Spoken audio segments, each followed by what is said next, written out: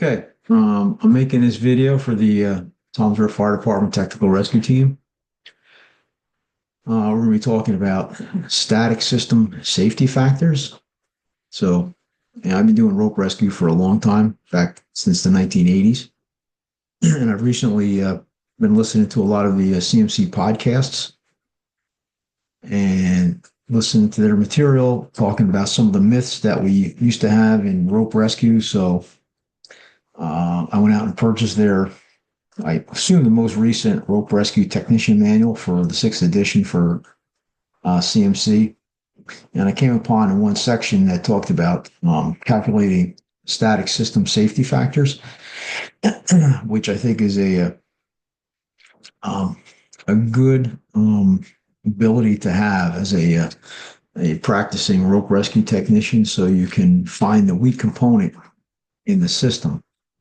So I like to discuss some of the following. So, why do we use a static system safety factor?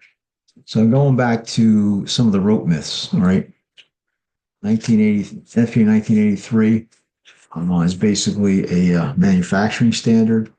Now, years ago, they used to say that your rope had to meet a 15-to-1 safety factor. They also had two-person loads, one-person loads, two-person loads. So one-person load was 300 pounds, two-person load was 600 pounds. So your half-inch life safety rope for the fire service had to meet a 15-to-1 safety factor, and that would give it a 600-pound working load limit. So a lot of those things have been basically debunked by CMC by listening to their podcasts. There hasn't been a requirement for a 15-to-1 safety factor in rope for a number of issues now in NFPA 1983.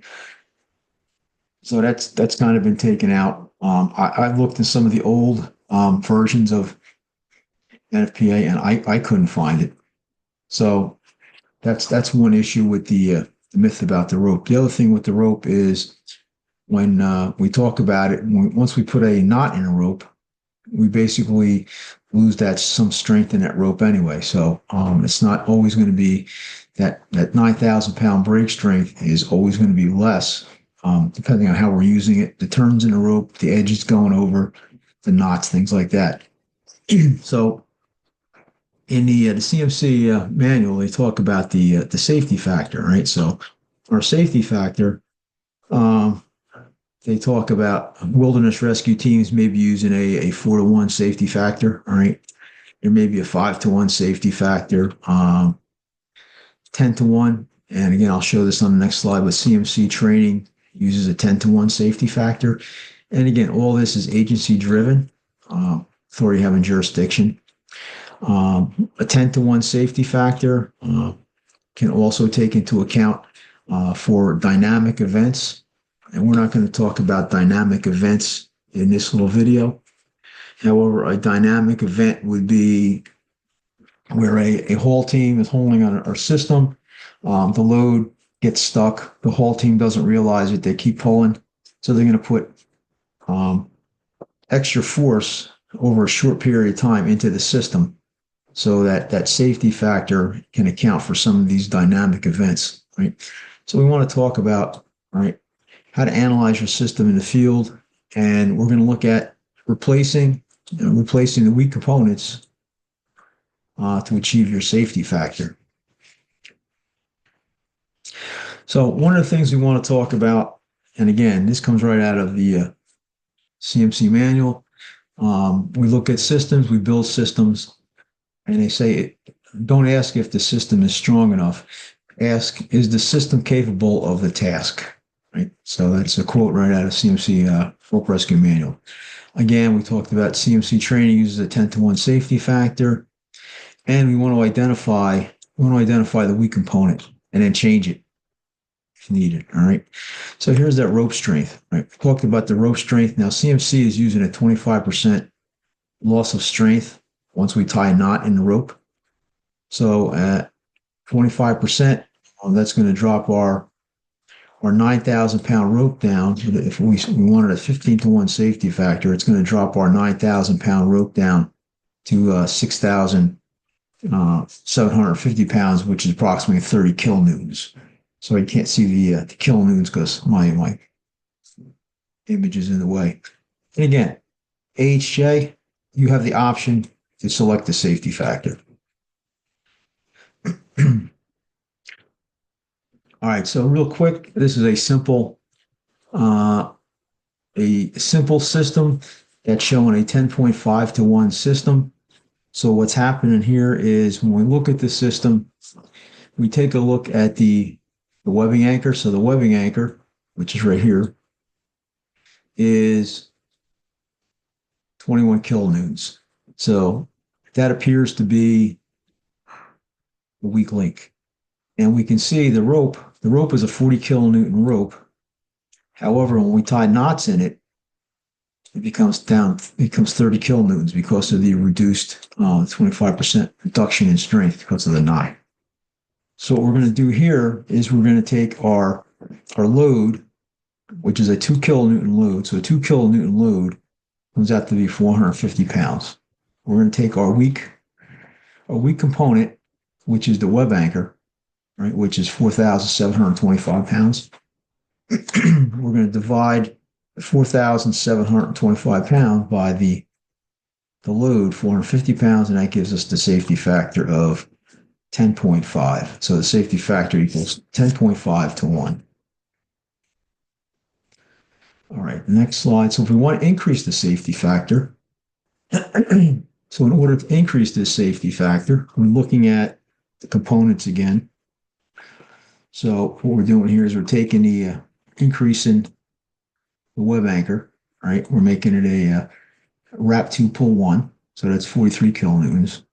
We're upgrading this carabiner to a 40 kilonewton carabiner. We're upgrading this carabiner to a 40 kilonewton carabiner. The load still stays the same, but now when we look at the weak component now becomes the rope, right? Because of the 30 kilonewtons. So if we take that 30 kilonewtons, which becomes 6,750 pounds, we divide it by 450, which is a 2 kilonewton load, we come up with a safety factor of 15 to 1. So that's how we can increase that safety factor by changing 2 of those components. All right, this next system, common system we might find in maybe a lowering system, rating system, but we'll take a look at the load. Now, you have to look at the forces that are involved here. So in order to raise, the load is still 2 kilonewtons. So we want to raise 2 kilonewtons, which is 450 pounds. So to raise 450 pounds, right, 2 kilonewtons, we have to put 2 kilonewtons in, we get 2 kilonewtons out, right? But that comes down to, it doesn't come to 4 because we have an angle. Because at an angle, we're multiplying the 4 by 1.41, which gives us 2.8 kilonewtons. So we're looking pretty good. We're looking pretty good over here. So if we have 2 kilonewtons coming in, we have to have 2 kilonewtons coming out. So that gives us 4 kilonewtons on the pulley, right? Gives us 4 kilonewtons on that carabiner. It gives us 4 kilonewtons on that anchor strap. So 4 kilonewtons comes out to 900 pounds. So if we look at the carabiner is a T-rated carabiner, right? And it's at 30 kilonewtons. So 30 kilonewtons is 6,750 pounds. We divide that by the 900-pound load that's been multiplied because it's going through that change of direction pulley. And we come up with a safety factor of 7.5 to 1. So that's obviously less than what we were looking for. We're looking for a 10 to 1 safety factor. So what we need to do is we're going to replace the T-rated carabiner. So if we replace the T-rated carabiner, right, Everything else still stays pretty much the same, but the exception is if we change the carabiner to a 40 kilonewton carabiner, we're going to achieve our safety factor. If we leave the pulley at a 36 kilonewton pulley, we're still going to be under our 10-to-1 safety factor. So in this case, we've increased the carabiner to a 40 kilonewton carabiner. We've increased the pulley to a 40 kilonewton pulley. So when we go back and do the math, 40 kilonewtons comes out to 9,000 pounds, right? So we take our force, which is still 900 pounds force, we divide 9,000 by 900, and we come up with a safety factor of 10-to-1. So we met our safety factor. Again, down here, because our rope is going through an angle, 90-degree angle, it's not 2 kilonewtons in, 2 kilonewtons out, and 4 kilonewtons.